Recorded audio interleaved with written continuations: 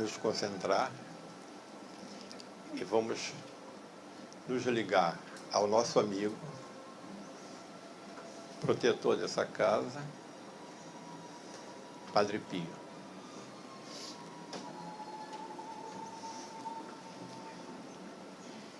Ó Deus, que doaste a São Pio de Petrotina, Padre Pio, sacerdote capuchinho, o insigne privilégio de participar de modo admirável a paixão do vosso Filho, por sua intercessão, Padre Pio, dai-nos a graça que tanto queremos nessa noite.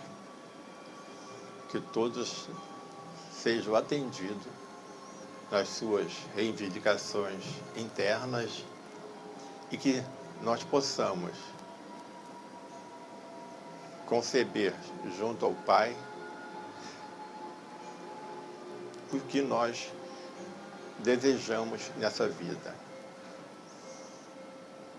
Que todos aqui sejam agraciados com o tratamento que é feito, já está sendo feito agora, pelas egrégoras de tratamento e cura da casa de Padre Pio.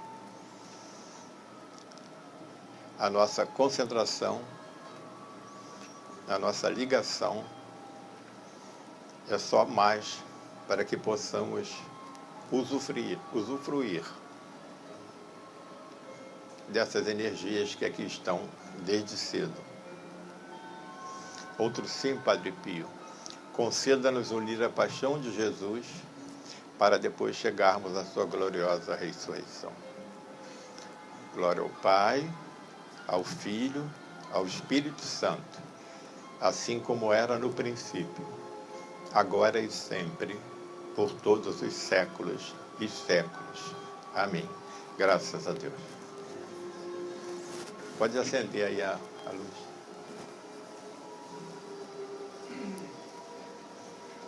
Pode tirar aí.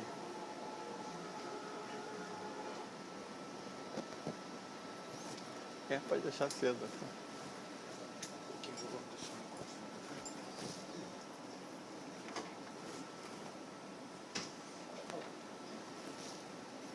Então são dois microfones, um para a gravação e outro para a sala aqui, né? Então vamos fazer isso. Bem, a gente aqui hoje vai fazer uma conversa e essa conversa ela vai ser dirigida por essa egrégora da casa, né? O que nós combinamos com essa egrégora é que nós, ao sairmos daqui, vamos estar um pouco mais ligados no sentido da vida. Essa é a grande concepção dessa nossa conversa. O sentido da vida é que nós vamos olhar para dentro. O sentido da vida está dentro de nós. Então, é como a gente tivesse durante toda essa nossa conversa hoje, olhando no espelho, todos nós, eu inclusive, para que esses vídeos que serão passados, esses comentários que serão feitos, sejam internalizados, passados pela nossa razão, pela nossa emoção, e que possamos conduzir esses pensamentos como o nosso autoconhecimento, que é o primeiro alimento da alma. A alma se alimenta de autoconhecimento. Então, é baseado naquela frase antiga, conheça-te a ti mesmo. Quando a gente conhece a nós mesmos, o sentido da vida fica mais fácil. Então, nós vamos conversar tudo aqui, nesses poucos minutos que a gente tem, sobre o sentido da vida. E se, no final, a gente não tenha conseguido um pouquinho mais de autoconhecimento, não valeu nada essa nossa conversa. Então, se tivesse um delta xzinho, pedacinho a mais do que a gente já tem no dia a dia. E o que a gente vai fazer aqui é provocar a gente para que a gente pense sobre o sentido da vida. E essa provocação será feita através de vídeos que a gente vai passar e da conversa e principalmente das perguntas de vocês. Essa que será a fixação de tudo. Então, quando a gente vai passar um primeiro vídeo, que deve ter uns 18 minutos, um outro que tem uns 6 minutos, e outro que tem uns 10 minutos, e vamos passando e parando e conversando, passando e parando e conversando. E que a gente possa entender. E com esse conhecimento, ou esse alimento da alma, autoconhecimento, a gente vai provocando em nós uma ideia de quebra de paradigmas, né? Que serão analisados aqui. Paradigmas da vida do dia a dia. E a gente tem um paradigma muito grande hoje, do dia a dia, que é o paradigma do desemprego.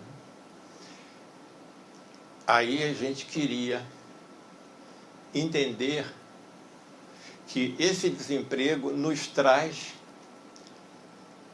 emprego. Como isso é feito? A gente vai ver aqui. O que, se a gente acompanhar todo o desenrolar dos acontecimentos que vêm sendo feitos na nossa vida durante muito tempo. O aprendizado nosso, do dia a dia de cada um, é feito na nossa experiência. Cada um tem a sua experiência. Ninguém tem a mesma experiência.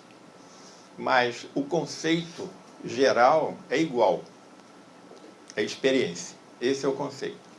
Então a gente vai falar aqui de uma escola para as crianças, para os adolescentes, para os adultos, que ela não ensina como ensinava a escola até hoje.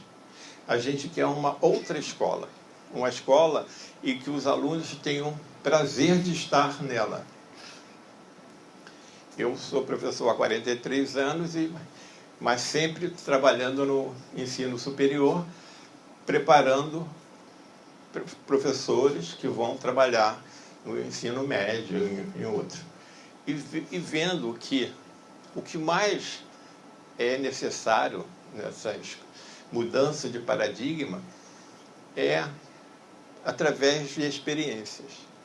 Quer dizer, você não ensina a uma criança, hoje mais, que o petróleo tem uma composição química tal, tal e tal, porque não precisa mais.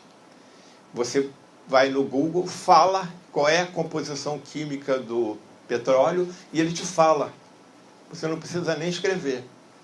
Então, esse novo paradigma da internet está mudando a nossa vida. Então, podemos entender que basta que a gente diga para os estudantes que o petróleo é bom num caso, é ruim no outro. Dá o conceito do petróleo, da energia retirada do interior da Terra. Esse conceito, a gente pode entender que ele faz bem e faz mal, como tudo na vida. E a gente vai dar, ao dar o conceito do petróleo, a gente vai dar o conceito da energia livre. A gente hoje sabe que a eletricidade, ela nos é dada de graça. A gente tem a eletricidade vinda do sol, a gente tem a eletricidade vinda do vento, que teoricamente a gente só tem que pagar os equipamentos que captam essa velocidade. Aí a energia elétrica vindo das turbinas, que a gente não precisa hoje ter grandes turbinas como Itaipu. Basta termos pequenas turbinas na nossa fazenda, no nosso sítio, na nossa cidade pequena, que abastece toda a cidade. Isso é uma mudança de paradigma tecnológico, mas já existe. O Nikola Tesla já falava, já explicava isso em 1910, 1920, quando nem nossos pais tinham nascido, né? E isso é essa mudança a gente precisa saber, é um autoconhecimento. A gente precisa saber que a energia é de graça, é livre, mas que os homens não conseguem fazer nada que não tenha dinheiro envolvido, que o dinheiro é o que reina em tudo. A gente está caminhando para essa era que o dinheiro não vai ser importante mais. Ainda é hoje, vai ser por alguns anos. E esses vídeos vão falar sobre tudo isso que eu estou falando aqui. A gente vai ver que grandes empresas que não mudaram o seu modo de trabalhar, o seu objetivo, como a Kodak, por exemplo, que faliu porque ela ficou no papel, imprimindo fotografia em papel, quando a tecnologia digital entrou e ela não mudou. A gente, então, tem que mudar. Nós somos a Kodak. Nós temos que mudar para conseguir trabalhar ainda. Quando nós somos despedidos de uma empresa que diminuiu o seu quadro, isso é uma coisa boa. É um contraditório falar isso, porque a gente estava acostumado a ir lá, fazer o nosso trabalhinho, voltar para casa, ir lá fazer um trabalhinho, voltar, receber um salário por mês, mas aquilo acabou, mudou. E a gente pode hoje trabalhar em casa por conta própria e fazer o mesmo ou mais dinheiro que a gente precisava para viver. Então, essas coisas todas estão mudando muito rapidamente. Muda, assim, de um ano para outro. Quando se falava sobre o emprego, todo mundo estava falando, mas ninguém estava acreditando.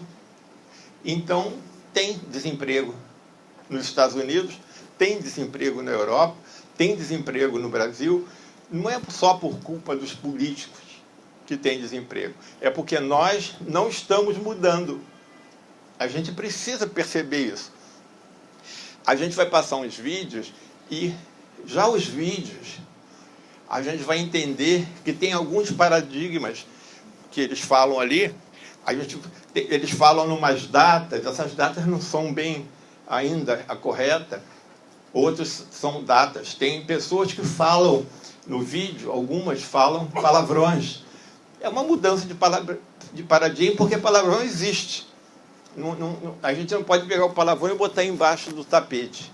A gente escuta na rua, as crianças escutam. Então a gente tem que saber usar isso bem, né? Quando é que a gente leva uma topada na rua, no nosso dedo, fica sangrando, e para aliviar aquilo, um palavrão não alivia. Alivia, então é bom, né? Isso é uma coisa, é usar a favor da gente isso. Falou, pronto, aliviou, não sente mais a dor. Então, essas coisas estão mudando, e a gente tem que acompanhar tudo isso. Então, vamos passar o primeiro vídeo aqui hoje, o da Kodak. Do Tanaka. O vídeo do Tanaka é um vídeo que fala do sentido da vida. E a gente já passou no GPOT, vamos passar aqui de novo, porque é bastante interessante. A gente é provocativo. É o que eu quero fazer aqui, para que a gente faça perguntas depois sobre isso. Então, vamos lá.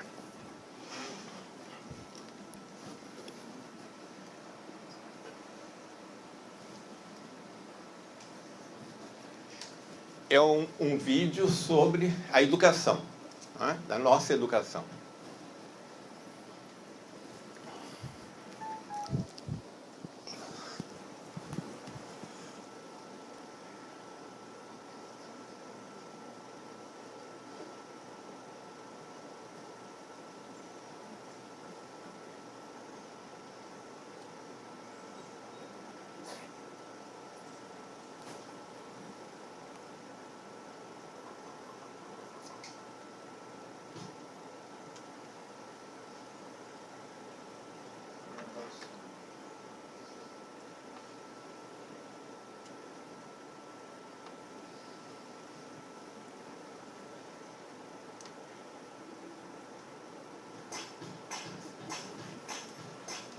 Já é uma mudança de paradigma. Estava lá na minha, e aí no momento alguém cortou, né, a barriga da minha mãe e me tiraram para fora, assim, me puxaram. E aí veio aquela luz enorme, assim, na minha cara. E aí eu falei, nossa, o que é isso, né? Que cara, onde eu tô? E de repente comecei a chorar e me bateram para eu começar a chorar mais ainda, né?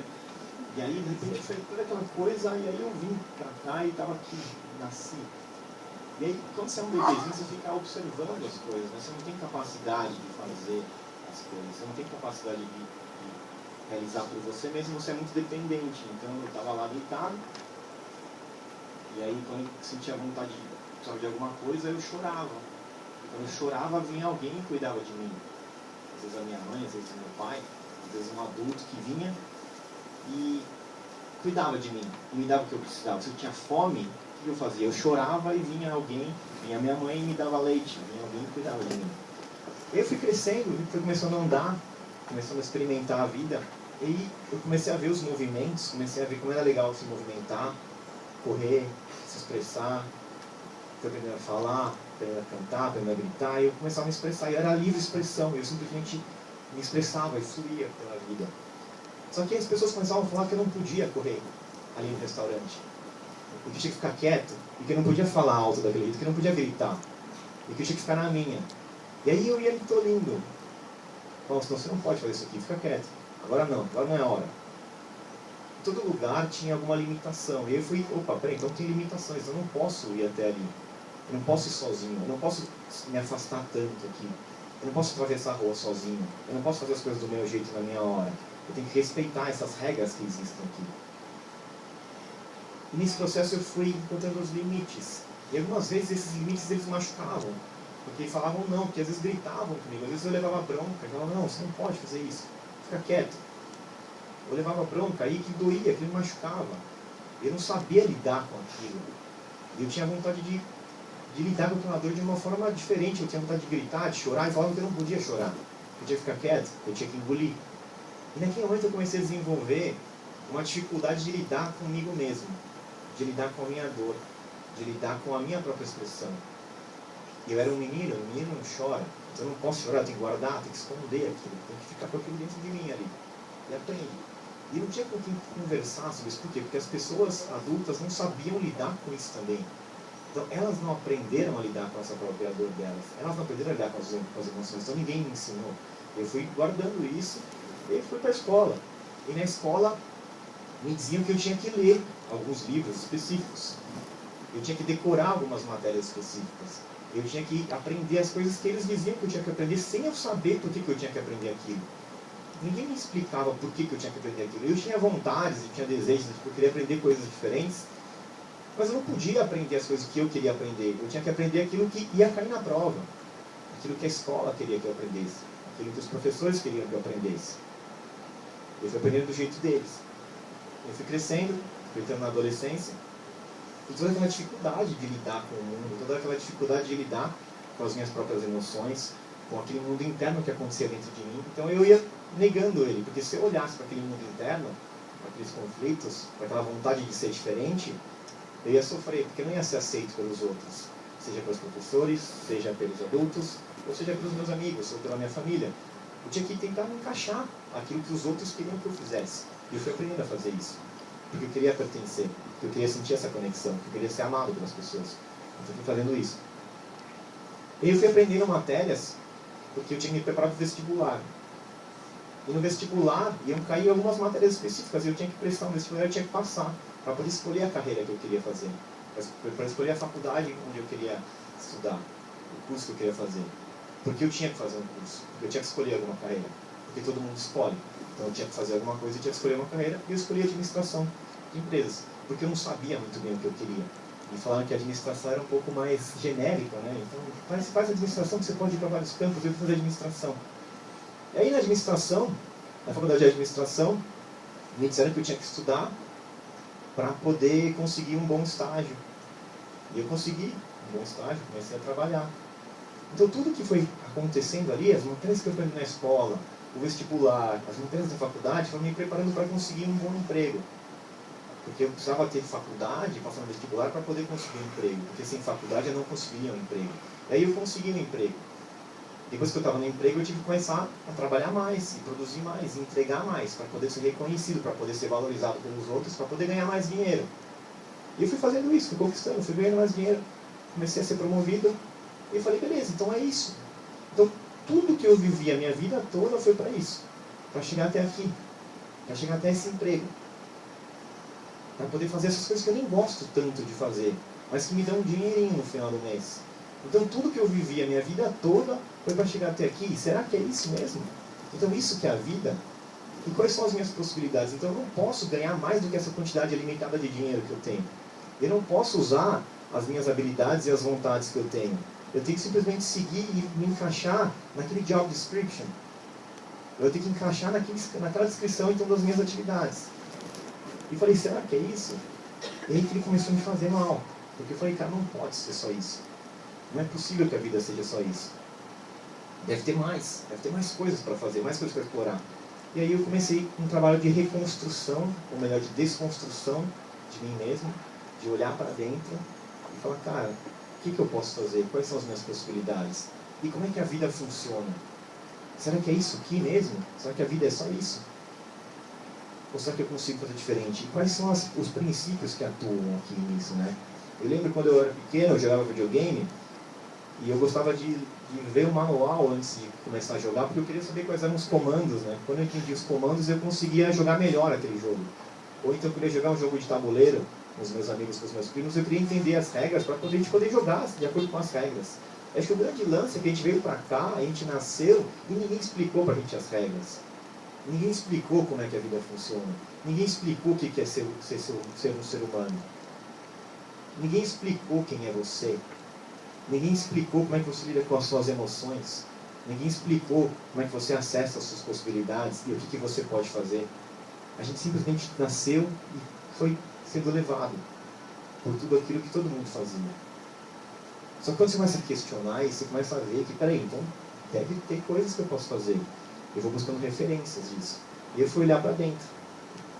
Eu fui descobrindo que, na verdade, existia um mundo daqui para baixo aqui. Porque eu sempre vivi no mental, no racional, nas coisas que eu decorava, nos livros que eu lia, as coisas que eu aprendia racionalmente. Eu não me permitia olhar para cá, daqui para baixo, né, para essa região aqui.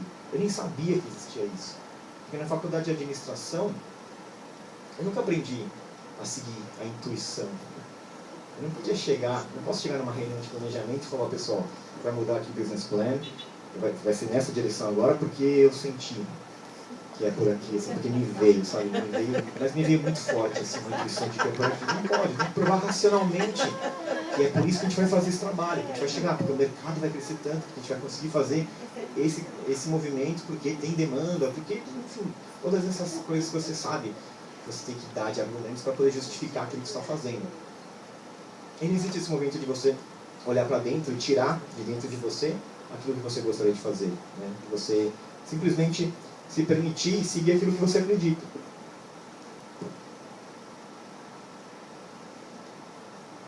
E aí eu comecei a olhar para dentro. E nesse olhar para dentro, eu fui vendo um universo inteiro que existia dentro de mim. Um universo de vontades, de desejos, de habilidades, de sonhos. E eu comecei a me permitir realizar eles, a ir atrás deles, a permitir ser quem eu já era. Porque eu estava sempre tentando buscar a aprovação dos outros para conseguir fazer aquilo que eu tinha vontade de fazer. Então eu achava que eu poderia escrever somente depois que eu fosse um milionário, que eu tivesse provado para o mundo que eu era uma pessoa de sucesso, e aí eu vou ter coisas para compartilhar com as pessoas, porque quem era eu para escrever alguma coisa? Só que na verdade eu já era. Eu era eu mesmo. E é só o que eu precisava. E eu fui lá e comecei a escrever, e à medida que eu comecei a escrever, a vida começou a se abrir para mim. Porque eu estava sendo verdadeiro. Porque eu estava sendo eu mesmo. Eu não precisava da aprovação dos outros. Não precisava chegar em algum lugar para poder fazer aquilo que eu tinha vontade de fazer. Era só eu começar a fazer aquilo.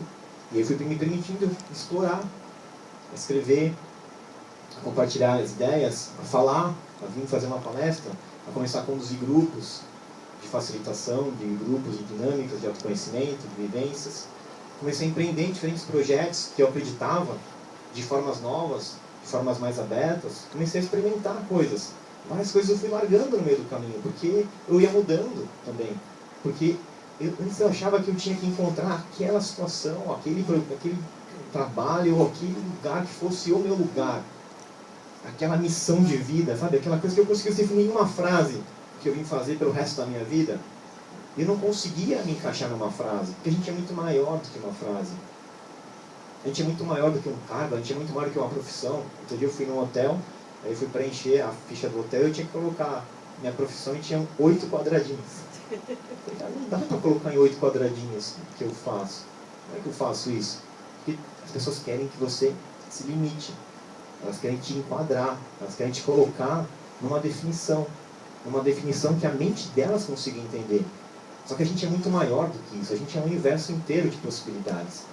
E quando eu me permito viver por esse universo de possibilidades, a vida começa a fluir muito melhor para mim, porque eu estou sendo eu mesmo. E todos os resultados eles vêm a partir da minha expressão de quem eu sou de verdade. E não de tentar atender a uma demanda, né, como o Rafa falou, não é uma coisa que eu vou atender uma demanda, eu vou simplesmente deixar fluir de dentro de mim, vou transbordar aquilo que eu tenho vontade de fazer.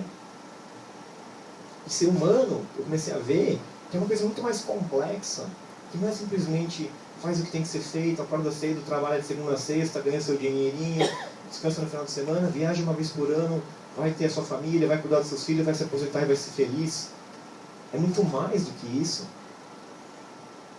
Essa é uma história que contaram pra gente que não é verdade. Você tem muito mais possibilidades, só que para isso você vai ter que olhar para dentro. E olhando para dentro, existia uma camada que te afasta do seu coração, que te afasta dessa verdade, que são as suas emoções. Que são aqueles sentimentos que você não soube lidar ao longo da sua vida. Seus traumas de infância. Aquelas vontades de chorar que você engoliu. Aquelas situações onde você quis expressar e não conseguiu e travou. Todos aqueles traumas. Então é como se você fosse ainda aquela mesma criança de 7 anos de idade que ouviu um não e se machucou e você passou a operar a partir daquele modelo, daquele padrão. Então você era uma criança que estava lá tentando se expressar e de repente alguém falou, fica quieto, você não pode. Aí você sentiu uma dor, ou vou te falar que você não é bom, você sente que seu desenho não é legal, e você sentiu aquela dor e você passou a vida inteira, a partir daquele momento em diante, agindo de uma única forma, tentando se proteger da dor. Tentando evitar que aquela dor acontecesse de novo. Porque você não soube lidar com ela. Porque ninguém deixou você se expressar, ninguém deixou você se libertar dela. E quando você começa a entrar no caminho do autoconhecimento, que faz você olhar para dentro, aquela dor ainda está lá. Você vai ter que ressignificar ela. E como é que você faz isso? É olhando para dentro, tomando consciência dela, trazendo luz para aquela sombrinha que está lá, aí você dissolve ela. E quando você dissolve, é libertador. Porque ela deixa de te incomodar. E você pode partir para o próximo passo. Você pode dar mais um passo na sua vida. Aí quando você dá mais um passo, vai encontrar uma outra dificuldade, que vai te fazer remeter a uma outra dor. Você olha para aquela dor, você ressignificar e você consegue avançar de novo. É um trabalho constante de cura de você mesmo. De cura de todos os seus traumas que te impedem de ser quem você é. Por que você não consegue fazer tudo que você tem vontade? Existe um grande descasamento entre a realidade que eu consigo enxergar, quando eu fecho os olhos e eu penso, e a realidade que se manifesta aqui na minha frente. Isso causa muito sofrimento, porque eu sei do meu potencial, eu sei o que eu gostaria de fazer, eu sei onde eu gostaria de estar, eu sei que tipo de negócio eu gostaria de ter, eu sei que tipo de vida eu gostaria de levar, mas a vida que eu vivo não é igual. Por quê? Porque eu não estou conseguindo manifestar aquilo que eu tenho vontade de fazer. Então o que eu tenho que fazer? Conseguir me destravar para que eu consiga manifestar aquilo que eu tenho vontade de fazer. Para que eu consiga realizar aquilo. Para que eu tenha energia para poder ancorar e materializar, para que esses sonhos que eu tenho eles possam virar realidade. Eu concordo totalmente com o Rodrigo, que o sonho é a coisa mais real que existe, então eu tenho que ajudar a fazer esse sonho tornar realidade no mundo físico aqui também. E como a partir da materialização, a partir da ação, a partir da concretização e da relação, como a Vera falou, é interdependência, porque sabendo que sozinho eu não consigo, que eu preciso de outras pessoas, eu tenho que conseguir me expressar para poder fazer isso acontecer, porque eu sozinho, só nos meus pensamentos, não faço isso acontecer nada. Eu tenho que conseguir fazer esse sonho se materializar a partir da relação com outras pessoas. Então dessa forma, quando eu começo a olhar para tudo isso, eu vou vendo que, peraí, então aquela história que me contaram do que é ser um ser humano não é tão verdade assim. A gente vive num mundo que está impedindo a gente de ser quem a gente é de verdade. A gente tem um potencial muito maior que está completamente travado, encapsulado.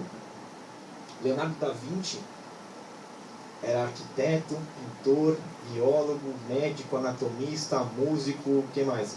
Inventor. Ele era um monte de coisas. Só que se ele nascesse hoje, iam falar que ele é um cara sem foco. perdido, que não sabe o que quer da vida. E provavelmente ele ia sofrer, esse cara. Ele ia sofrer, porque ele não ia conseguir expressar tudo o que ele gostaria. Então, quais são os nossos modelos de ser humano que a gente tem? Era a gente começar a expandir um pouquinho essa consciência e enxergar todo o potencial que a gente tem. De que o ser humano não é esse ser limitado que vai só trabalhar de segunda a sexta para ganhar um pouquinho de dinheiro e se divertir no final de semana. Esse ser humano é muito maior do que isso. Você tem um potencial gigantesco dentro de você que tem que ser libertado. A gente tem que criar estruturas de trabalho que permitam as pessoas serem quem elas são de verdade. Que permitam explorar cada potencial que a pessoa tem. Que permita as pessoas serem amparadas para poderem se curar. Porque está todo mundo doente. Então a gente tem que se curar. Só que para a gente se curar, a gente tem que criar uma rede de apoio para que a gente consiga acessar essas dores de uma forma segura. Uma rede de afeto, a gente consiga se apoiar, sabendo que eu estou amparado. E a gente cresceu com a ideia de que o mundo é um lugar hostil, que está todo mundo lá para te prejudicar, competindo, querendo te machucar. Só que na verdade, todo mundo quer a mesma coisa. Todo mundo quer ser amado, todo mundo quer receber afeto, todo mundo quer viver uma vida legal, todo mundo quer ganhar dinheiro, todo mundo quer ser abundante, todo mundo quer viver a partir dos seus talentos. Então por que a gente não faz isso? Então é hora de a gente começar a questionar isso. Só que como é que a gente faz isso? Não tem fórmula. Eu não vou falar para vocês acessarem meu site, fazer um download do e-book 7 fórmulas para você ser um ser humano incrível, porque eu não sei. Mas a gente vai descobrir junto. E esse que é o grande desafio. A gente está junto nessa. E cada um tem uma pecinha do quebra-cabeça. Cada um de vocês tem uma parte de mim. E eu tenho uma parte de vocês aqui. A gente vai ter que trocar essas informações. E a gente vai se complementar, porque a vida é um grande quebra-cabeça. A gente vai se complementar. E aí eu vou aprendendo um pouquinho mais sobre mim e você. Cada um de vocês. E aí juntos a gente vai conseguir construir um mundo novo. Não porque a gente veio aqui com a missão de construir um mundo novo, porque o mundo já está mudando. E a gente tem a possibilidade de participar disso, da criação desse mundo. Então não existe mais espaço para que uma pessoa venha com a fórmula de sucesso que vai transformar a sua vida e fazer você ser uma pessoa próspera, milionária e bem-sucedida e cheia de propósito. É você com você mesmo, se juntando as pessoas que estão do seu lado, compartilhando, aprendendo, e a gente vai ombro a ombro tentar construir essa realidade nova que já está se manifestando. É só cada um fazer a sua parte. Obrigado.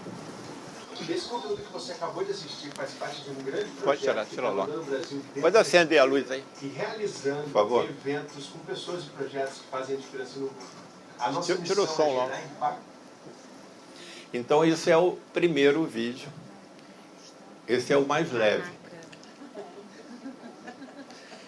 Então, a gente que quer provocar isso na gente, né? Para a gente entrar dentro da gente. Esse é o objetivo daqui. Para que a gente consiga começar a entrar no nosso sentido da vida. Que não é o sentido da vida dos outros. É o nosso sentido da vida. Das nossas possibilidades. Eu mesmo, se eu fosse, na minha vida, seguir o que os outros falavam para eu fazer, eu não teria a minha caminhada. Eu estudei o que eu queria, matemática. Fiz em 2 lugares ao mesmo tempo. Fui fazer informática. Escolhi uma área que ninguém queria. Todo mundo queria as áreas que davam dinheiro imediatamente. Eu escolhi a área que hoje todo mundo usa, que é de inteligência artificial. Eu fui a primeira pessoa no Brasil que fez trabalhos de inteligência artificial e toda a minha vida de estudo, de pesquisa, depois com doutorado, pós-doutorado, foi inteligência artificial. Se eu escutasse os meus amigos, eles falam, não, isso aí não dá dinheiro, faz banco de dados, faz outras coisas. E eu fui fazer o que eu gostava, o que estava dentro de mim. Então, essa experiência que eu quero passar para vocês, várias pessoas que eu conheço, depois que se aposentaram, se tornaram grandes pintores, ganharam muito dinheiro, porque eles só podiam pintar, porque eles disseram para ele que não davam dinheiro pintura, depois que eles já estavam realizados um pouco financeiramente. Mas se eles começassem antes, eles iam se realizar também como pintores. Mas todas as pessoas eram tolhidas eu não tive esse... Quer dizer, eu nem me lembro de alguém me tolir nada, porque eu seguia. Meu pai falava só, o que você está aprendendo é para você, não é para mim. Então eu seguia. Então, a gente é muito não, né? E a gente não abre o potencial da gente.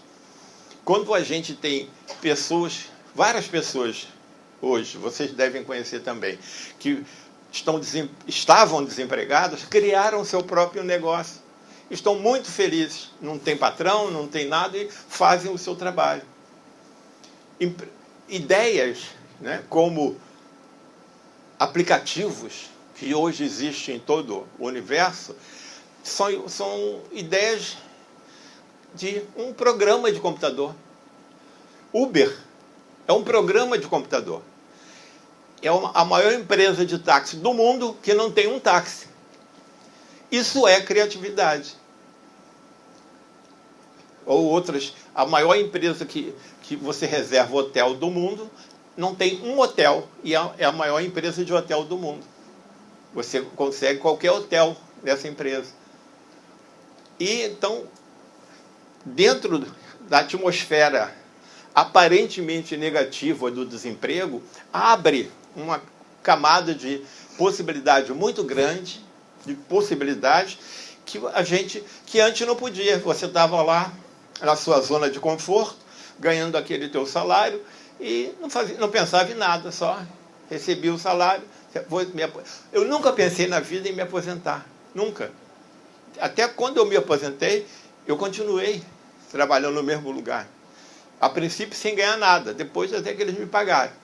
Eles achavam injusto aquilo, né? Eu me aposentei no IME e continuei orientando teses e tal, porque eu gostava daquilo que eu fazia. Eu não fazia pelo dinheiro só. Então, eu tive...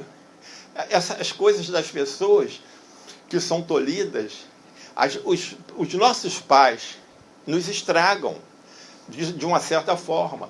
Eles nos amam. A maneira dele é, você tem que conseguir um bom emprego para ficar trabalhando e ganhando um dinheirinho. Isso é horrível. É horrível. Mas é o que eles podem dar. Foi isso que eles aprenderam. Eles não aprenderam nada diferente disso. Eles aprenderam que você tem que dar um jeito. Muitas pessoas...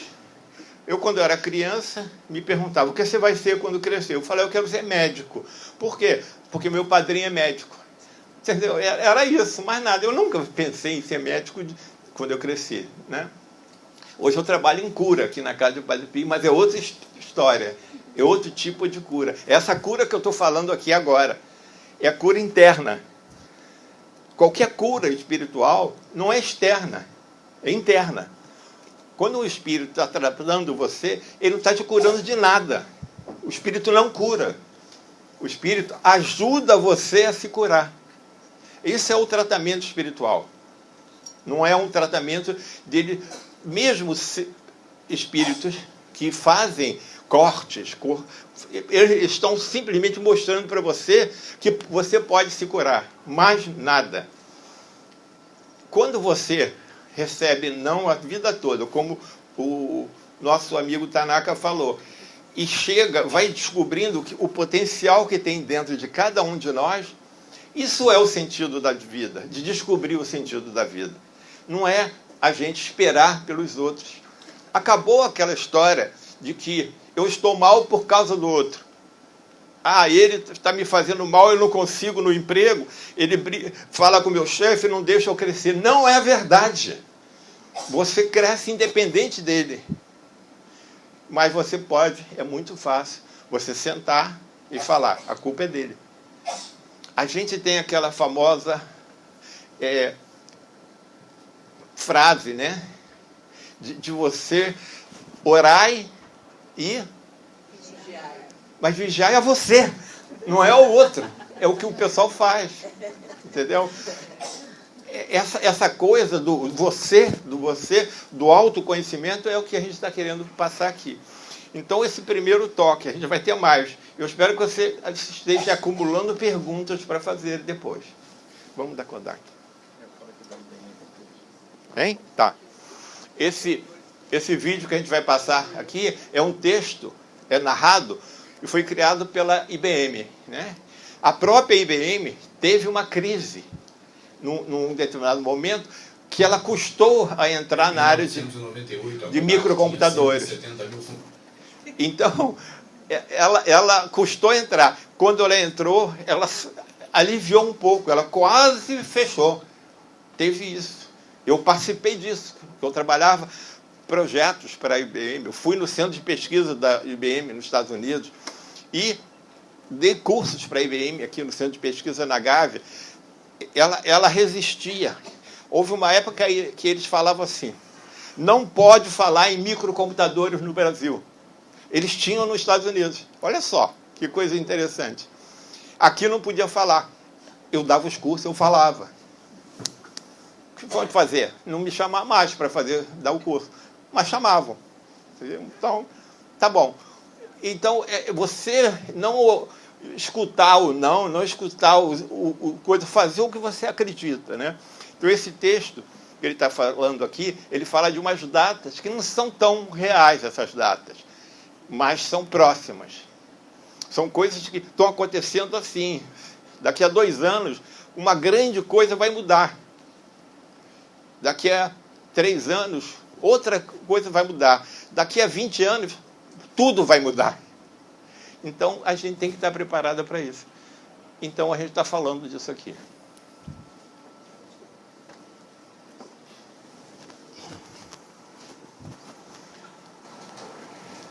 Em 1998, a Kodak tinha 170 mil funcionários e vendeu 85% de todo o papel fotográfico vendido no mundo. No curso de poucos anos, o modelo de negócios dela desapareceu e eles abriram falência. O que ocorreu com a Kodak vai acontecer com inúmeras indústrias nos próximos 10 anos. E a maioria das pessoas não enxerga isso. Você poderia imaginar em 1998, e 3 anos mais tarde, você nunca mais iria registrar fotos em filmes de papel? Então surgiram as câmeras digitais.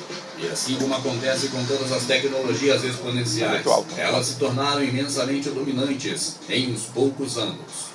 O mesmo agora acontecerá com a inteligência artificial, com a saúde, com veículos autônomos e elétricos, com a educação, impressão em 3D, agricultura e empregos. Bem-vindo à Revolução 4.0. O software irá destroçar a maioria das atividades tradicionais nos próximos 5 anos. O Uber é apenas uma ferramenta de software. Eles não são proprietários de carros e são agora a maior companhia de táxi do mundo. A Airbnb é a maior companhia hoteleira do mundo, embora eles não sejam proprietários. Inteligência artificial, computadores estão se tornando exponencialmente melhores no entendimento do mundo. Nos Estados Unidos, não existem mais empregos para jovens advogados. A IBM aconselha, se você está estudando direito, pare imediatamente. Haverá 90% menos advogados no futuro. Apenas especialistas irão permanecer. Inteligência artificial baseada em enfermeiras podem diagnosticar câncer com 4 vezes mais exatidão do que enfermeiras humanas. O Facebook acabou de incorporar um software de reconhecimento de padrões que pode reconhecer faces melhor do que os humanos. Em 2030, os computadores se tornarão mais inteligentes que os humanos. Já em 2018, os primeiros veículos dirigidos automaticamente aparecerão ao público. Por volta de 2020, a indústria automobilística será completamente demolida. Você não irá precisar mais possuir um carro.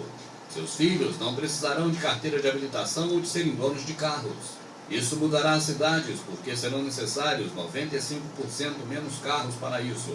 Inúmeras áreas de estacionamento serão transformadas em parques. Cerca de 1.200.000 pessoas morrem a cada ano em acidentes automobilísticos em todo o mundo. Atualmente, tem um acidente para cada 100 mil quilômetros. Mas com veículos autodirigidos, esta realidade cairá para um acidente a cada 10 milhões de quilômetros. Isto irá salvar mais de 1 milhão de vidas a cada ano. A maioria das empresas de carros poderão falir. Companhias tradicionais de carros adotam a tática evolucionária e constroem carros melhores, enquanto as companhias tecnológicas como Tesla, Apple e Google adotarão a tática revolucionária e construirão um computador sobre rodas. Companhias de seguro deixarão de existir, porque sem acidentes o seguro se tornará 100 vezes mais barato. O modelo dos negócios de seguro de automóveis deles irá desaparecer. Os negócios imobiliários irão mudar pelo fato de poderem trabalhar enquanto se deslocam. As pessoas então vão se mudar para mais longe para procurar viver em uma vizinhança mais tranquila. Carros elétricos se tornarão dominantes até 2020. As cidades terão menos ruídos, porque todos os carros rodarão eletricamente. A eletricidade se tornará incrivelmente barata e limpa. A energia solar tem estado em uma curva exponencial por 30 anos, mas somente agora será sentido o impacto. No ano passado foram montadas mais instalações solares do que de petróleo. O preço da energia solar vai cair de tal forma que todas as mineradoras de carvão cessarão atividades ao redor de 2025. Com eletricidade barata, aqueles que sobreviverem à redução populacional terão água abundante e barata. Existe escassez de água potável na maioria das localidades. Agora imagine como será para aqueles que sobreviverem. Cada um vai ter tanta água limpa quanto desejar, quase sem custo. Para aqueles que sobreviverem à redução populacional, haverão companhias que irão construir um aparelho médico chamado Tricorder, exatamente como da série Jornada nas Estrelas. Ele trabalha com seu telefone, fazendo o escaneamento da sua retina, testa a sua amostra de sangue e analisa a sua respiração, o bafômetro. Ele então analisa 54 biomarcadores que identificarão praticamente qualquer doença. Vai ser tão barato que em poucos anos, cada pessoa que sobreviver à redução populacional terá acesso à medicina de padrão mundial, praticamente de graça. Impressão 3D. O preço da impressora 3D mais barata caiu de 18 mil para 400 dólares em 10 anos. Neste mesmo intervalo, tornou-se 100 vezes mais rápida. Todas as maiores fábricas de sapato começaram a imprimir sapatos 3D. Peças de reposição para aviões já são impressas em 3D em aeroportos remotos. Em poucos meses, os smartphones terão capacidade de escanear em 3D. Você poderá então escanear o seu pé e imprimir sapatos perfeitamente em sua casa. Na China já estão imprimindo em 3D todo um edifício completo de escritórios de 6 andares. Por volta de 2027, 10% de tudo que for produzido será impresso em 3D. Você irá se perguntar e quando poderemos continuar sobrevivendo e trabalhando? Bom, se você não pensar em fazer algo que funcione exatamente com o seu telefone, esqueça a ideia. Qualquer ideia projetada para o sucesso do século XX estará fadada a falhar agora, no século XXI. 70% a 85% dos empregos desaparecerão nos próximos 10 anos. Alimentação. A primeira vitela produzida in vitro já está disponível e vai se tornar mais barata que a vitela natural da vaca já no ano que vem. Atualmente, cerca de 30% de todas as superfícies agriculturáveis estão ocupadas por vacas. Imagine se tais espaços deixarem de ser usados desta forma. Existem, por exemplo, hoje iniciativas de trazer proteínas de insetos em breve para o mercado. Eles fornecem mais proteínas que a carne. O rótulo já está preparado. Fonte alternativa de proteína. Segurança. Aplicativos notarão o estado de humor da pessoa e será capaz de dizer em que estado de humor a pessoa está. Até 2020 haverão aplicativos que poderão saber se a pessoa está mentindo pelas suas expressões faciais. O Bitcoin, o dinheiro virtual, poderá se tornar dominante ainda no ano que vem e poderá até mesmo tornar-se a moeda reserva padrão. Atualmente, a expectativa de vida aumenta uns 3 meses por ano. Há 4 anos, a expectativa de vida era de 79 anos e agora é de 80. Por volta de 2036, haverá um aumento de mais de 1 ano por ano. Assim, as pessoas poderão viver vidas longas, possivelmente bem mais do que 100 anos. Os celulares mais baratos já estão custando 10 dólares na África e na Ásia. Até 2020, 70% de todos os humanos terão um smartphone. Isto quer dizer que a informação chegará a todos de forma igualitária. Para quem sobreviver à redução populacional, o mundo será um paraíso. Prepare-se, conhecimento é um atalho na estrada do agora é tarde. Pode acender, hein? Você vê que o negócio está ficando melhor, né? Cada vez mais aqui. Né? A gente, as datas que eles estão falando, que daqui a um ano, não é bem assim, é daqui a um ano e um mês. Não é daqui a um ano. Né? Então, vocês têm que se preparar. Hoje, os robôs já fazem coisas. Empregada doméstica nos Estados Unidos não existe. Mas existem robôs que limpam a casa, limpam o banheiro, fazem várias coisas. Hoje você não precisa ir mais ao supermercado, mas ainda vai. Você pode telefonar, pedir as coisas que ela vem na sua casa. Já é isso. Eu passei agora 15 dias nos Estados Unidos. Fui a Nova York e fui visitar meus netos, que ninguém é de ferro. E eles vivem numa cidade pequena, da Universidade de Maharishi, de meditação transcendental, onde meu filho e a minha nora trabalham e estudam. É uma outra vida lá, completamente diferente. Acontecimentos de roubo de carro tem um por ano, igualzinho aqui.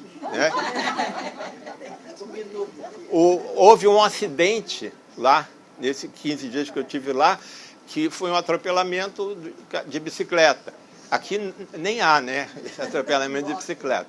Então, a cidade é pequena, mas não é. Nova York não. Nova York é igual ao Rio de Janeiro. É a mesma porcaria. Então, a gente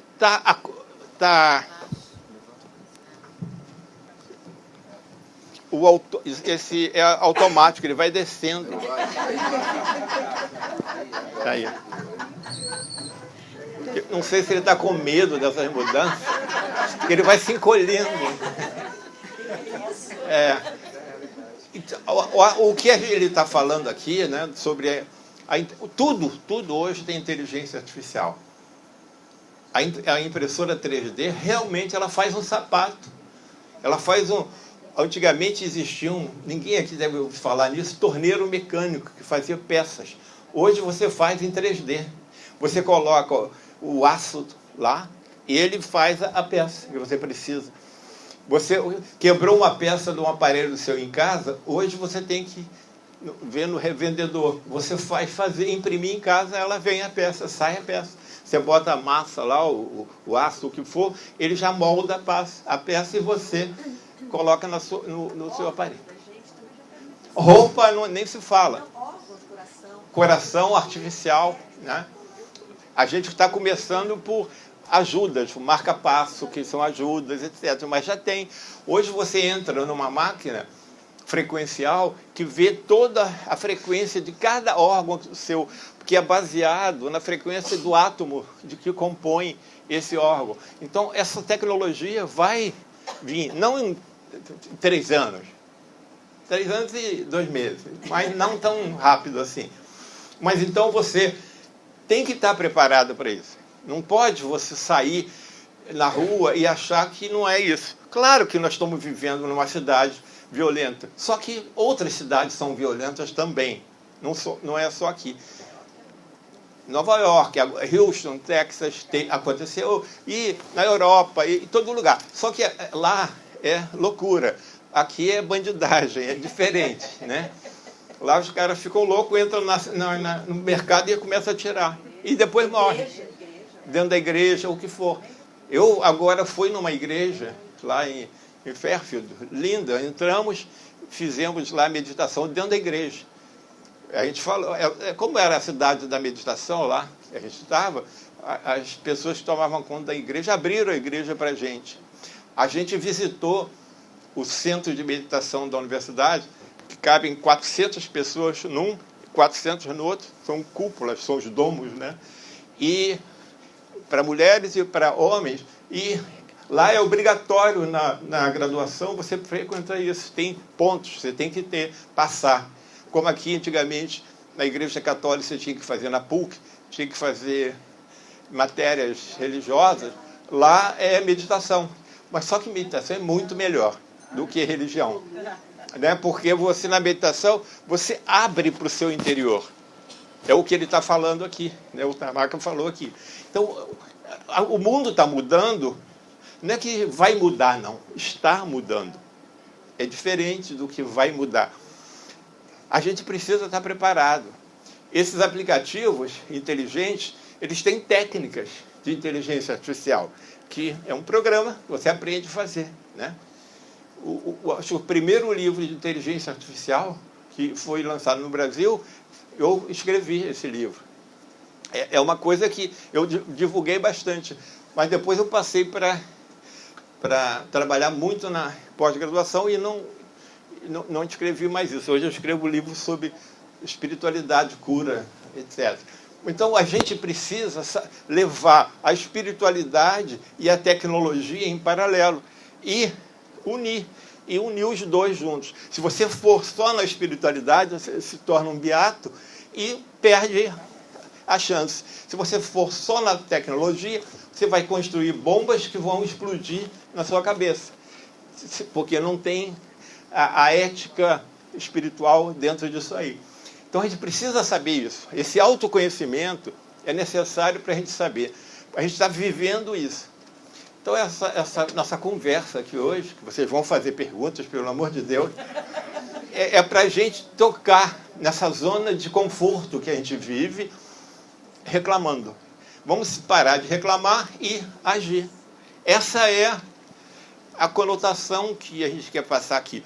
Vamos ver o nosso objetivo de vida sem dizer que eu não tenho objetivo de vida porque o outro me atrapalha. Isso não existe mais, né? Então vamos continuar nossa meta aqui de provocar coisas internas na gente. Essa agora, vocês vão escutar alguns palavrões, mas faz parte. Faz parte. Mas são novos ou são velhos? São iguais que você aprendeu sempre. Não tem nada novo. Vai evoluindo. Não tem inteligência artificial neles, não.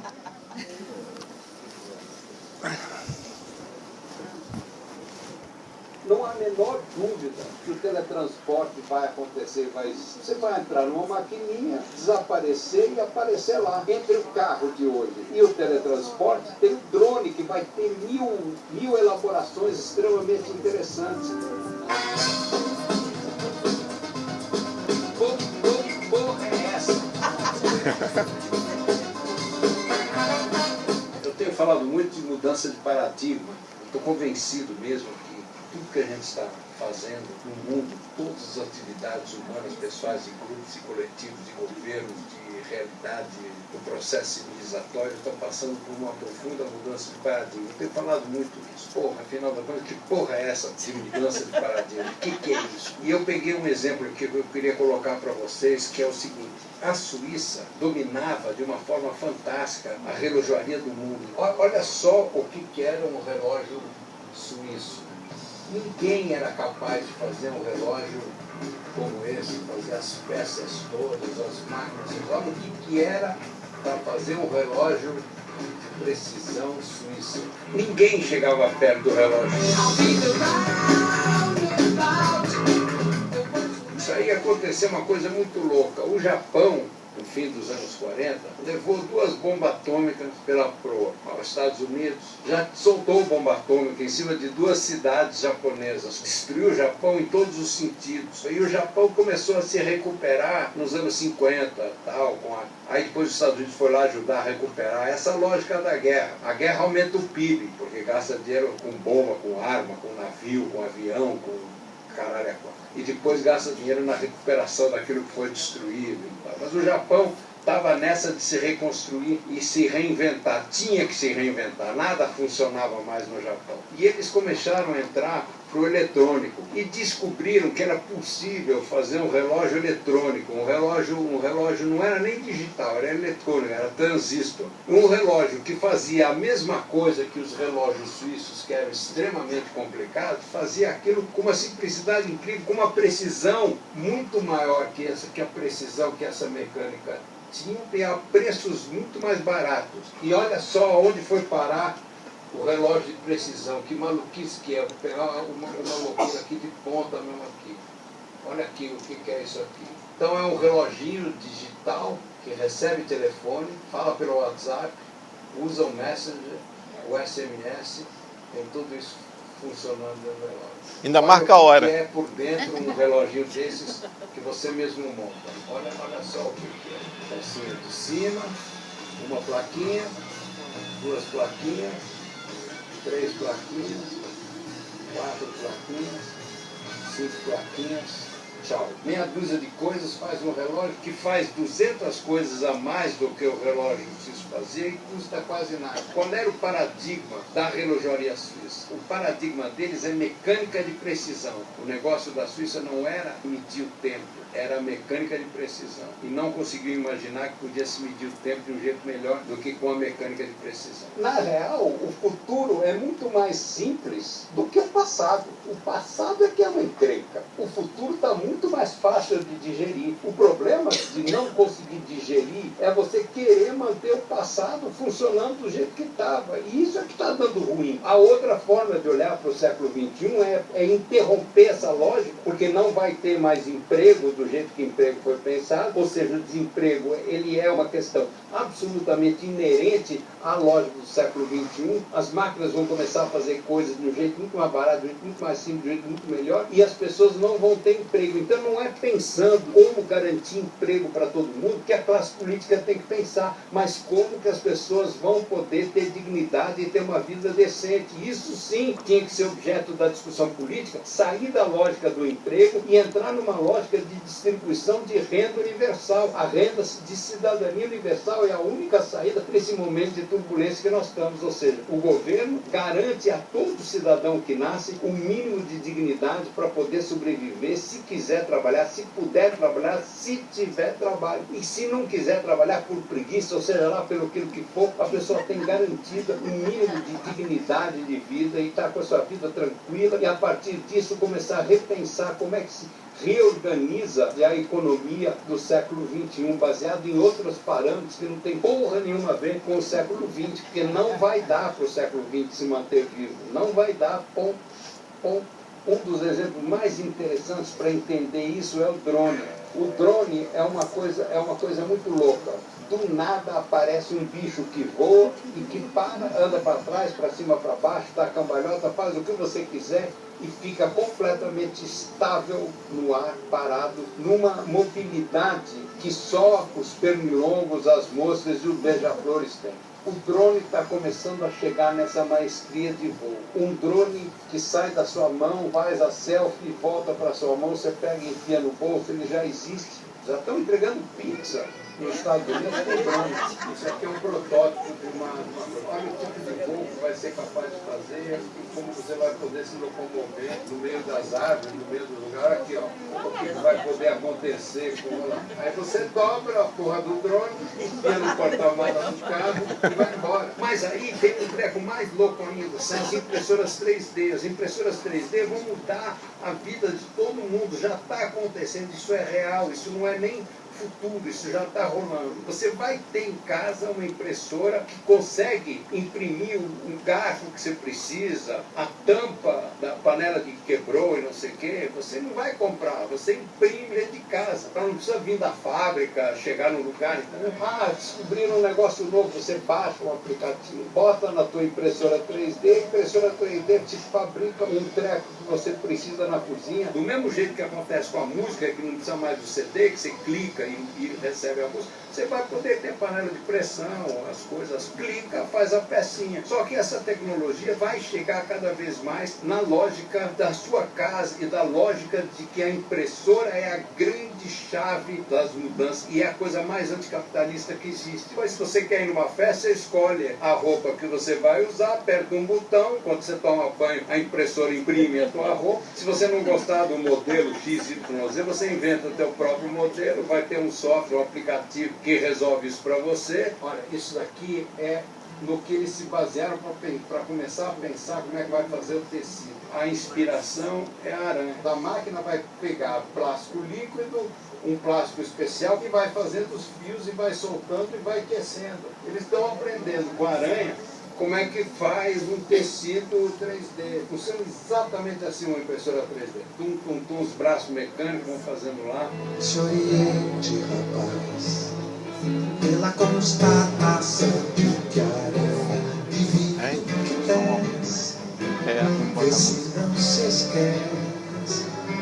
A coisa mais subversiva que tem ao capitalismo selvagem é a própria tecnologia que está sendo desenvolvida, que constrói uma lógica de que você pode fazer você mesmo em casa coisas extremamente sofisticadas, coisas que antes precisava de uma indústria enorme. Nem Marx pensou nisso, porque Marx viveu uma época onde a apropriação dos meios de produção eram coisas elaboradíssimas e impossíveis. A ideia da apropriação eram máquinas extremamente pesadas, caríssimas, impossíveis de ter. Mas o século XXI vem vindo com um mundo muito mais fácil de digerir do que o mundo do século XX. O que não tem solução é o século XX. O que não tem solução é o mundo industrial. O que não tem solução é o capitalismo selvagem ou não selvagem. O dinheiro regendo todas as coisas. O que não tem solução é a economia baseada nas bolsas de valores e não baseada na felicidade do ser humano. A solução, na verdade, é substituir o Ministério da Fazenda pelo Ministério da Felicidade. O dinheiro a favor da construção da possibilidade da felicidade do ser humano, porque, no fundo, o único valor que interessa para todo mundo é esse. O dinheiro tem que estar a serviço da felicidade e não ser um problema que cria desigualdade. A lógica da economia do século XX é uma lógica que cria desigualdade de uma forma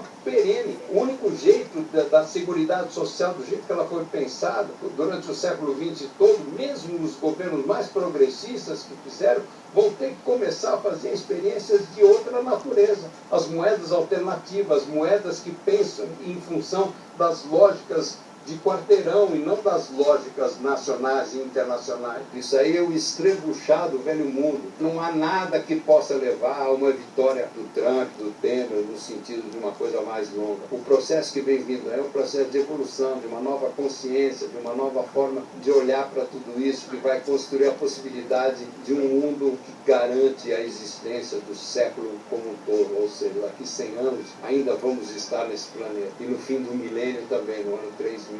É isso que nós temos que pensar, que as coisas estão indo por um rumo extremamente interessante, que esse mundo aí todo de maluquice, essa doideira absurda que está acontecendo é simplesmente uma zona de turbulência da passagem de uma coisa para outra, com muita gente que não está entendendo porra nenhuma e falando um monte de merda.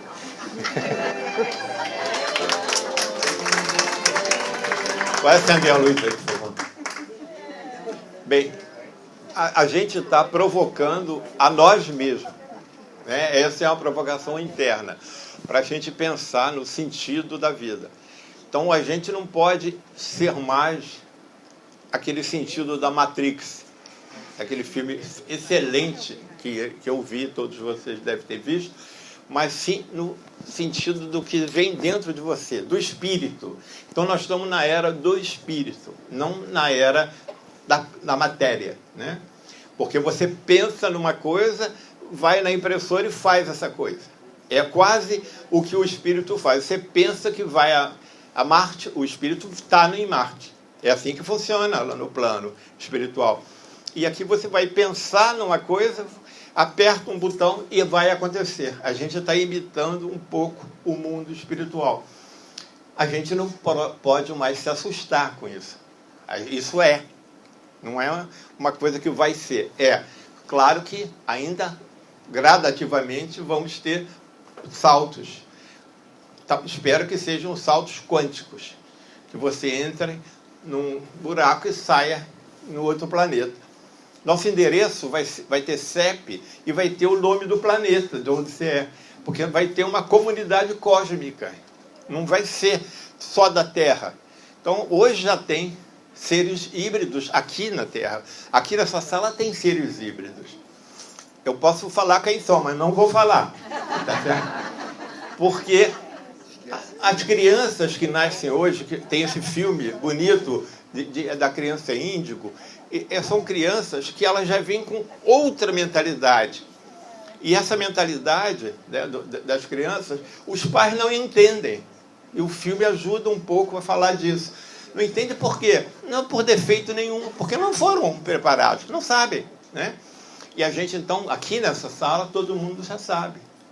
A gente tem o grupo GEPOT, que a gente fala dessas coisas há muitos anos na quinta-feira. E fala sobre a parte interna da gente, né? E esse grupo que hoje está se replicando num grupo menor dos mucundas, que tem aqui para crianças e para adolescentes, que funciona aos sábados. Esse grupo é uma contribuição da Casa de Padre Pio para novas ideias para as crianças. Porque não adianta hoje você falar, não faça isso, a criança quer saber por que não vai fazer isso. E antigamente não, você não faça isso, se fazia, pegava a palmatória e, né, executava. Isso já mudou, não dá mais. A gente está, então, querendo preparar. Agora, não tem idade para isso, né? Por que não tem idade? Porque está aumentando o tempo de vida das pessoas e nós vamos, esse corpo acaba, nosso espírito entra em outro corpo e continua nessa mesma terra, né? Essa mesma vida. O pessoal acha, mas de luz, que vai diminuir um pouco, porque fazer tudo isso que a gente está falando aqui, com 7 bilhões e 500 mil pessoas, não dá. Então tem que perder pelo menos uns 3 bilhões aí para outros planetas capelas da vida, né? Manda para lá. Lá eles vão fazer a mesma coisa, o mesmo desenvolvimento. Quando a gente conversa com extraterrestres, eles falam assim, nós já passamos por isso que vocês estão passando. Por isso nós estamos vindo aqui. Essa história de extraterrestre há 20 anos atrás, só grupos fechadíssimos sabiam. Hoje não, hoje a gente tem grupos de extraterrestres, a gente fala em extraterrestre aqui. Tem extraterrestre na casa, trabalhando na sala de cura. E aqui hoje, aqui tem. Quem tem alguma evidência, vê aqui, né?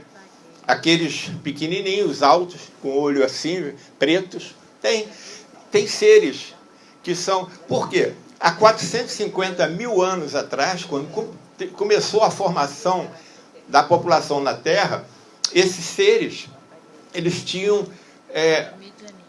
Agora, a mistura dos seres que já existiam na Terra com seres de outros lugares. Depois eles foram fazendo o aperfeiçoamento e criamos isso que a gente tem hoje. Segundo fala, a gente não melhorou muito não, mas tudo bem. De 450 mil anos para aqui, a gente deu uma melhorada na nossa consciência. Melhorou, a gente acha que tem consciência, a gente acha. A maioria não tem, né? Aqui todo mundo tem, eu sei. Todo mundo, 100%. Mas a gente... Porque a gente faz muita coisa automaticamente. A gente vai fazendo. E o que foi falado aqui, que aquelas emoções que a gente sente desde criança e fica dentro da gente, atrapalha a gente quando cresce. Quando a gente tem um relacionamento, a gente volta aquelas coisas que não podia fazer e sai da inconsciência, vem para a nossa consciência e atrapalha. Vários casamentos são desfeitos por isso, porque a gente não trabalhou a nossa emoção interna. Se a gente tem a ajuda de algum psicoterapeuta, psicólogo, o que for, a gente vai conseguir passar um pouco por isso.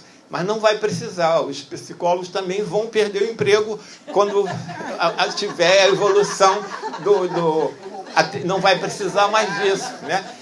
Porque eles vão inventar uma outra coisa, vão fazer robôs que vão atender as pessoas. Hoje, ninguém mais tem psicólogo que atende na Alemanha. Tem vários, atende fora, através do Skype. Você pode fazer isso. Você tem determinadas coisas que não pode fazer pela internet. Mas hoje já pode fazer. A gente conversa com seres extraterrestres e eles conversam com a gente e eles falam uma coisa terrível para a gente. Eu já passei por isso. Nós já passamos, nosso planeta já passou por isso. A gente vem aqui dar algumas dicas para vocês, mas a gente não vem aqui resolver os seus problemas. Os problemas que vocês criaram, vocês que resolvem. Mas vem cá, mas ele é seu amigo, você fala com ele todo dia. Não, é o problema dele, eu não tenho nada com isso. Ele sai do caminho. Vocês têm uma lei na Terra, é a lei do karma, tem a lei da sincronicidade, tem um Deus, que você pode chamar esse Deus de equilíbrio, a lei do equilíbrio, a gente pode chamar de Deus. E aí, quando você sai da linha, a sincronicidade te ajuda a voltar para a linha. Se você não percebe isso, você fica tonto. Se você percebe, é você ficar atento. O que a gente chama de seres que são acordados. A gente tem que acordar, né? São seres que têm um pouco mais de luz e a gente vamos acordar. Não vamos ficar dormindo. Eles dizem que a maioria desses 7 bilhões e meio estão dormindo, não percebem nada. Acham que as únicas sensações são os 5 sentidos. Tem mais do que 5 sentidos para a gente perceber. Aqui, se vocês estivessem com os sentidos mais aguçados, perceberiam outras coisas. Não só o que a gente está passando aqui, o que está vindo aqui. Quando a gente chegou aqui, estava cheio de seres aqui, preparando essa energia para nós aqui. Essa é a função deles lá, desses seres do astral, que já viveram na Terra e conhecem. Porque os seres extraterrestres não conhecem muito emoção.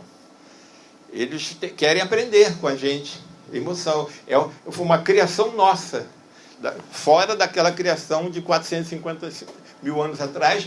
A gente evoluiu a parte de emoção, mas que eles acham que a gente usa muito a emoção de baixo nível, né? A gente não usa uma emoção mais de luz. A gente não usa o amor incondicional. A gente usa o amor tradicional, de paixão, que é bom também, mas o amor que Deus fala, que Jesus fala, é um amor incondicional. Ele não ama as pessoas com uma condição. Ele simplesmente ama. Quem ama alguém, ama. Não ama assim, esse aqui eu não amo. Porque esse aqui eu não gosto, não amo. Então não ama ninguém. É outra coisa. Você gosta de uma pessoa e não gosta da outra. Amar não. Amar, que ele ensinou, é geral. Mas é o aprendizado de várias vidas que a gente vai chegar lá. Não está errado isso, né? Não está certo também, mas não está errado. Então a gente está aqui para isso. A gente tem um objetivo na vida, né? A vida tem que ter um sentido, como o Tanaka falou.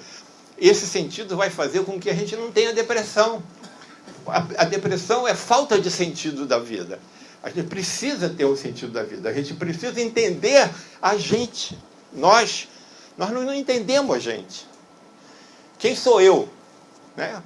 Essa é a pergunta que a gente tem que olhar para o espelho e falar. Quem sou eu? Eu sou quem? Então, as coisas mudam muito.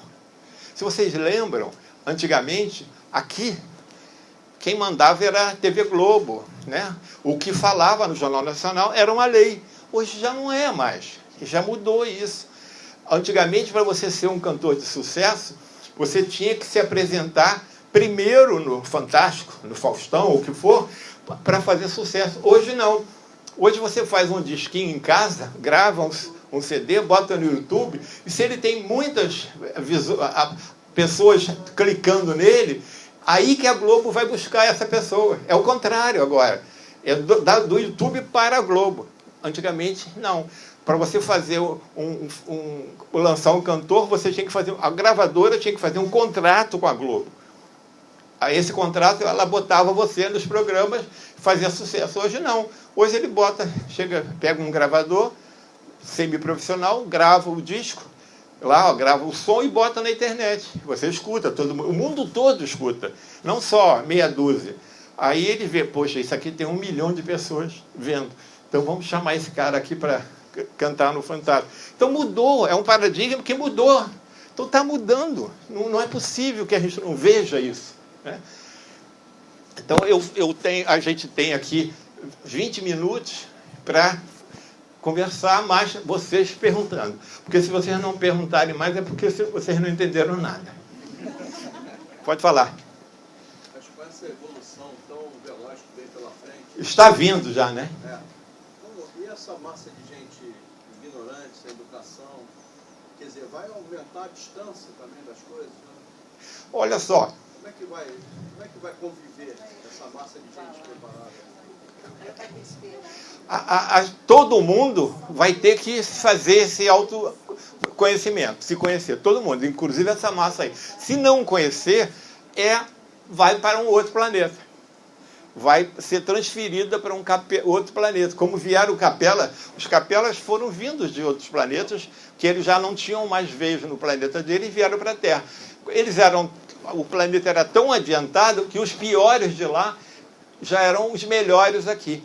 A mesma coisa agora, a gente vai ter uma pessoa dessa que você está falando, que sou ignorante, que não tem nada, pode ser que em outros planetas elas sejam ótimas, sejam paranormais até. Entendeu? Enquanto isso, nessa fase de transição, vai ter muito conflito. Vai, não. Está tendo. Por que está tendo todos esses conflitos que você está vendo, nós estamos vendo aí? Está havendo uma evolução. A água está turva. Então, até acalmar, vai levar um tempo. Não é 5 anos, uns 20 anos, 30 anos, ou mais. Mas algumas coisas vão se harmonizar em pouco tempo, como essas mudanças de paradigmas de empregos, etc. Mas a gente vai precisar saber disso. Esses seres falam que com 30% da população atual dá para fazer essa evolução. O resto tem que ir para outro planeta. É isso que o segundo vídeo está falando. Quem? É isso que o segundo vídeo falou várias vezes, da redução do É isso.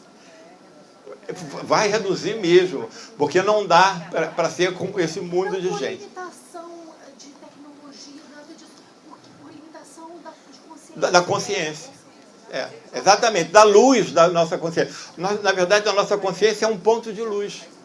Né? A gente veio da luz, todos nós, esses que a gente está falando aqui, que não progrediram, vieram da luz. São filhos de Deus também, a mesma coisa. Só que não acompanharam. Fala aí. Professor, saber se eu entendi alguma coisa. Tudo está uma questão entre ilusão versus realidade, que realidade e ilusão acabam se... o sonho é a maior realidade. O sonho é a maior realidade. E, no meu entendimento, nós estamos tratando também de padrões repetitivos engessados de consciência, de reencarnação após reencarnação, escorregando nas mesmas casas, para não entrar na hora de limpar isso tudo. Muito bem. Aí você já falou sobre crianças índigo e criança cristal, que estão quebrando esses paradigmas, e depende do entendimento nosso, principalmente dos pais e professores. Agora, sem educação de qualidade para guiar isso, fica um pouco difícil, como se fosse uma energia atômica sendo mal direcionada. O rapaz falou em água cristalina para todos, mas não disse como. Bem, como sobreviver nesse mundo sem educação, em especial no Brasil. Ele falou também num aplicativo que vai mostrar verdades e mentiras. Agora, nesse caso aí, principalmente os nossos políticos, terão que reinventar uma outra maneira para mentir para o povo. Não é? E a distribuição de renda universal, no momento uma utopia, que na minha concepção, que também é utópica, só se nós vivêssemos, não só no Brasil, como no mundo, numa grande espiritocracia. Eu acho que vai ter a espiritocracia, mas olha só, se você não sabe, esse negócio fica com medo do que eu estou falando, vai abaixando. Levanta, cara. Ele vai se encolhendo assim, e eu tenho que me encolher também. Mas já existe, olha só, existe uma comunidade que divulga isso, né? da nova moeda. Bitcoin é uma das novas moedas, que vai fazer uma distribuição de rendas forçada. Daquilo que ele falou, todo mundo vai ter um tanto que para se tornar digno, viver dignamente. Isso vai ter. Alguns países socialistas têm alguma coisa desse tipo, né? Da Suécia, daqueles países lá, que todo mundo que nasce não morre de fome. Já tem um mínimo lá para... E vai ter isso no mundo todo. E já está se pensando nisso, já existe isso. Esse pensamento de distribuição de renda forçada, né? Na Índia tem, no Brasil tem empresas que emprestam dinheiro, se os juros é 10%, eles emprestam dinheiro a 0,5%. Mas emprestam assim, R$200, R$500 para o interior. Já tem no Brasil isso. Na Índia tem há muito tempo. Então já está vendo esse movimento. Mas não é rápido, porque o capitalismo não deixa. Porque o capitalismo quer fazer as regras dele, né? O Tesla não conseguiu botar a energia livre no mundo porque ele tinha um financiamento do capitalismo. Quando eles viram que eles não iam ter retorno, eles cortaram o dinheiro na mesma hora. Que é isso? Não tem retorno? Então, a ideia dele, o Tesla era um extraterrestre. E ele trouxe toda essa informação que agora está sendo feito. O Einstein, várias coisas que ele falou em 1900, está sendo, agora a ciência está fechando, confirmando tudo aquilo que ele falou. Então leva tempo. Mas nós vamos chegar lá. E nós todos aqui vamos estar lá, de forma espiritual, de outro corpo, mas vamos. Porque esse corpo ainda é feito dessa comida que a gente come, que é ruim, né? Cheia de ácidos, cheia de coisas, agrotóxicos, etc. Mas a próxima geração pode ser que melhore, e vai melhorando aos poucos. Porque quando nascemos, há 450 mil anos atrás, era tudo livre. Você bebia água que passava na tua frente, você morava na caverna, hoje você derrubou tudo para fazer casas para ganhar mais dinheiro. Aquela história do barquinho. Reza para Deus para chover, nesse caso, isso. Com as árvores, com as matas, pintura. Exatamente. Não tem que, isso não funciona assim. Eu acabo com tudo e depois rezo para Deus para chover, né? A gente tem a história do barqueiro, que todo mundo conhece, que o barqueiro atravessava com o barquinho dele 2 pessoas para o outro lado do rio, só tinha ele. Mas ele chegava meio-dia para almoçar, parava, só voltava às 2. Aí as pessoas, poxa, você tinha que ter um outro aí para atravessar, né, enquanto você almoça. Aí ele falou assim, para quê? Para você ganhar mais dinheiro. Ele falou, para quê? Então ele ficou no para quê? Aí o cara, não, bota um barco grande, você vai ganhar muito dinheiro. Aí ele falou, para quê? Eu já vivo bem assim, entendeu? Então, essa história do barqueiro é muito significativa para a gente. A gente tem um carro e o vizinho tem um carro melhor, eu me mato de trabalhar para ter um carro igual ao do vizinho. Essa é a nossa vida, né? E caixão continua sem ter bolso. Né? Não, vai lá, né? Todo mundo vai para lá. Então, a gente vai mudar esse paradigma. Se eu tenho um carro, esse carro me leva para outro lugar e volta, pronto, tá bom. Eu não tenho que olhar o carro do outro. Eu não tenho que ter esse olhar diferente. Se o outro tem, ele tem. Eu tenho o que eu quero ter. Tem várias pessoas que podem ter e não têm. Até que chegue um dia em que nós compreendamos que a dor do outro é a nossa dor. É igual. Né? A gente não vai ter mais dor. Tá certo? Não vai ter mais dor. Essa é... Não, mas não é assim. Se a gente tem que fazer a nossa parte. Temos que fazer a nossa parte. Tudo que acontece com a gente, nós criamos. Quando eu fiquei há, 3 anos atrás, quase andando de cadeira de roda, com problema no cóccix, foi me falado, você criou essa realidade, de alguma forma. Me explicaram qual foi. E vamos mudar essa realidade. Mudou. Fizeram uma cirurgia e mudou a minha realidade. Eu saí andando com a mudança. Mas eu observando, eu achava que era o outro que fazia, né? A gente vai mudar uma realidade fantástica para os centros espíritas.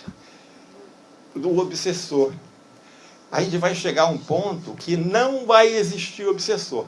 Hoje, a maioria dos obsessores somos nós mesmos, que fazemos auto-obsessão. E a gente fala que é um obsessor que está me perturbando. Muda você internamente, que o obsessor vai embora. Tem um obsessor que já não aguenta mais obsediar. Exatamente. Melhora, cara, eu quero ir embora. Então, outra pergunta. Eu queria só fazer uma análise do primeiro filme, do Caná. Eu acho assim que ele fala de uma maneira bem genérica. Pode falar em pé, por favor, Carlos. Ele falou de uma maneira bem genérica. Claro. Né? E mostrando que, na verdade, parece ser fácil, mas não é fácil. Porque a infância que ele mostrou, o cenário que ele mostrou, apresentou ali, é a mesma infância que a maioria das pessoas aqui tiveram. Né? Ou seja, você, bem ou mal, você tem esse tipo de padrão que é para dar conta até das escolas existirem, né? Das situações existirem dentro de uma lógica existente. De organização. existente, tudo existente. A gente quer mudar esse existente.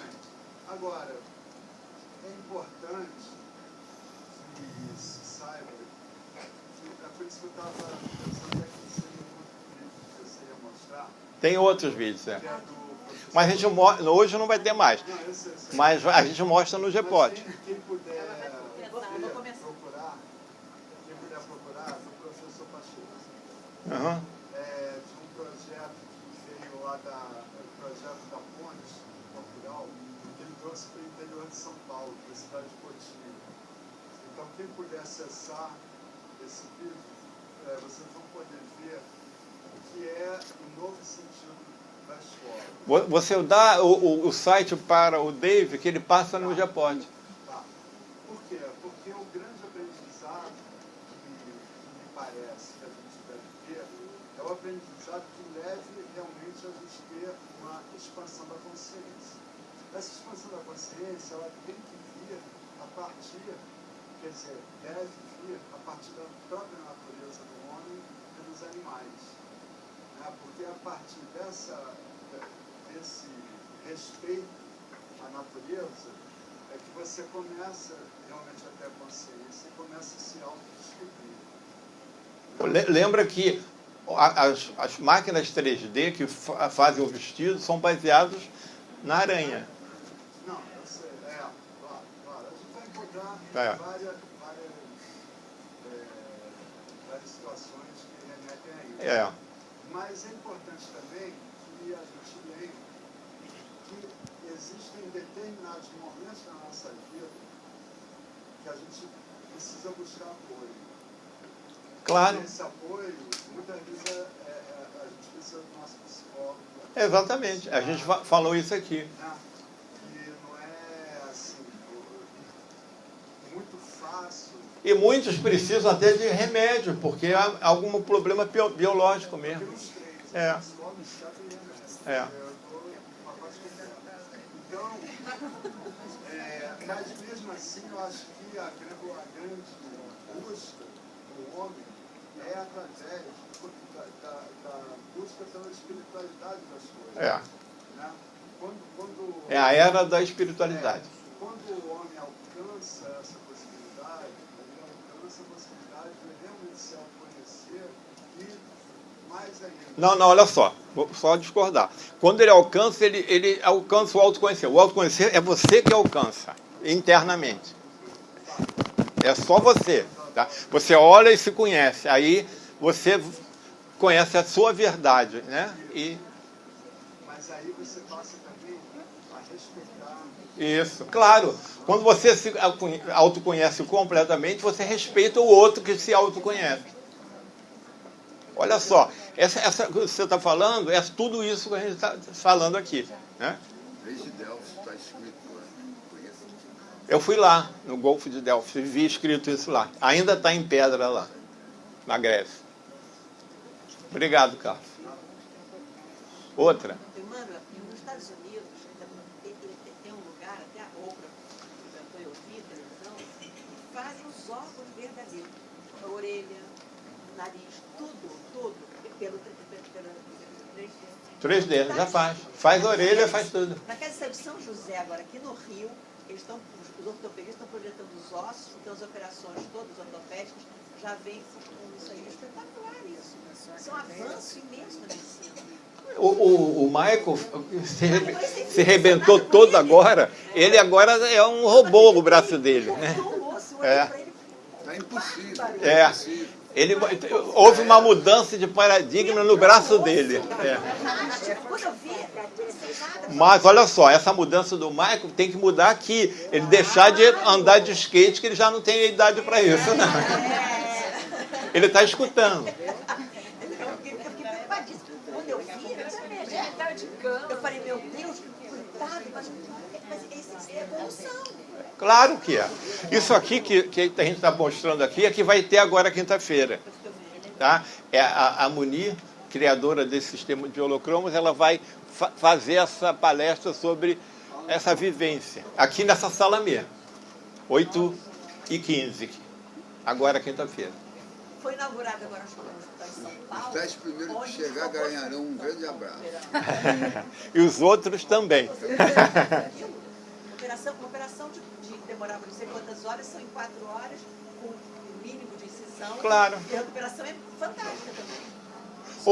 O Michael agradeceu a anestesia que ele tomou, porque ele saiu do corpo, visitou outros lugares. Então, porque você, em estado de anestesia, você sai mesmo. Só que você não tem consciência. Ele teve. Mais perguntas? Segundo alguns, ele saiu do corpo e não voltou até agora. Ele veio aqui na frente, mas não era ele, não. É o robô. É. Você acha que essa mudança que vai acontecer no planeta Terra... Está acontecendo. Sim, mas depois a mudança mais radical, assim, vai ser em quanto tempo? Olha só, a data é muito complicada. A data, por quê?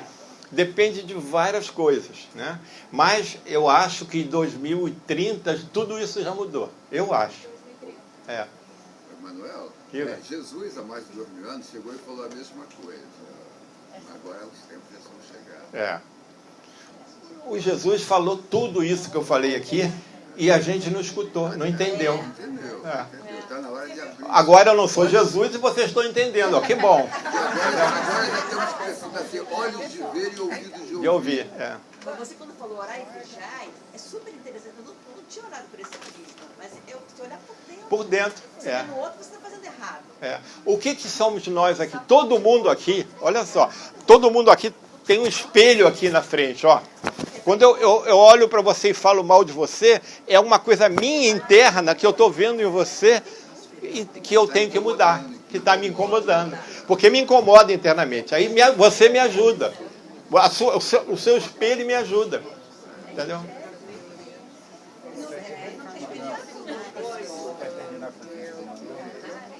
Bota. Agora a gente, para terminar, vai mostrar um vídeo que o David vai falar dele aqui no instantinho, de 3 minutos. Fala aí. Boa noite. Esse vídeo que a gente vai passar, na verdade, ele não fala nada, ele é uma experiência que foi feita sobre ressonância. Não sei se vocês conhecem aquele aparelhinho manômetro que é usado pelos músicos para marcar o compasso da música. O Carlos conhece. Metrônomo. E vocês vão ver que eles vão ser 32 metrômetros vão ser disparados aleatoriamente e pouco a pouco, a gente passou já no GEPOT algumas reuniões atrás esse vídeo. Tem na internet, vocês podem buscar e eles são disparados aleatoriamente e vocês vão ver que com o tempo eles vão sincronizando todos eles. Vocês vão ver que alguns vão resistindo, mas no final todos eles entram em sincronismo, em ressonância, né? E isso a gente acha bastante simbólico para entender como, sobre essa questão da mudança do nosso planeta, como tem que ter uma massa crítica em ressonância para que haja a mudança que tanto a gente quer. Exatamente. Tá? Então a gente vai terminar fechar com esse vídeo aqui hoje. E todos estão convidados quinta-feira para a palestra da Umbi.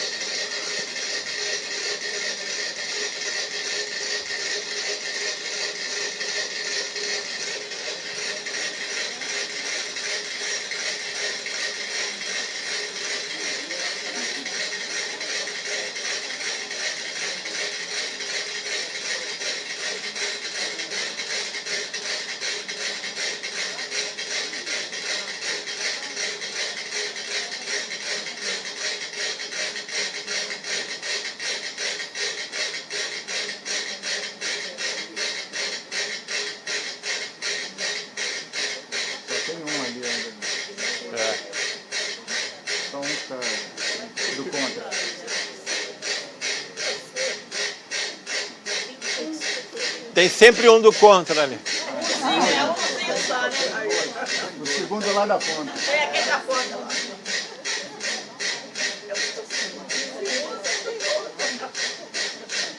Mas vai entrar no eixo, gente.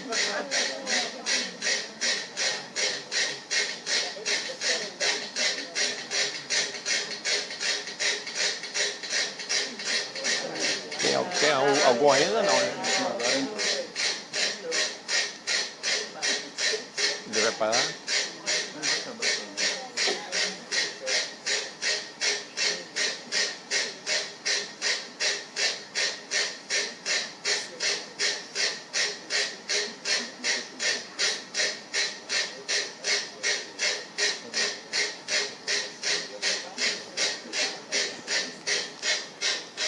Acabou, né?